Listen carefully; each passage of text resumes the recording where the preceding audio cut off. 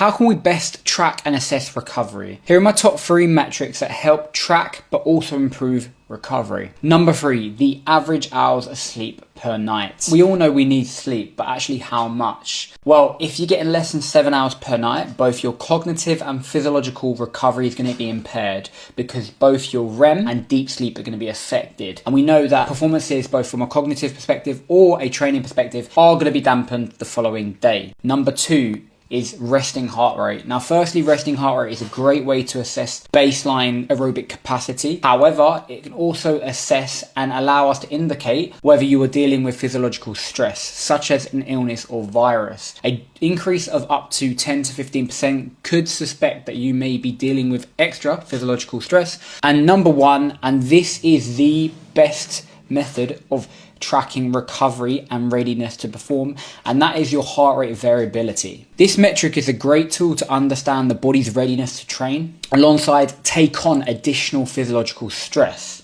Now, if you've experienced an intense game or a heavy training session, you'll notice that on match day +1 that your heart rate variability, if you have a means to track it, will have dropped by maybe 10 to 15%. This ultimately means that you haven't recovered back to baseline, which typically makes sense. However, we do not want this from all our sessions, as we want to stimulate, not annihilate, in our training for our physical performance. Overall, the best recovery tool is sleep. None of these hacks and gadgets are going to help you improve recovery more than getting 7+ hours of sleep per night. However, if you really want to maximize your sleep, you need to make sure it's not about the duration of sleep, but also the quality of sleep. Now, if you're looking to prioritize good quality sleep, not only for recovery, but to be able to train and perform at higher intensities days after, totally changing the way you actually perform, then if you comment sleep, I'll send you my sleep cheat sheet, which contains 5 tips that allow you to master your bedtime routine, get good quality sleep, giving you the best opportunity to perform at your best, whether it's a match day or training days after.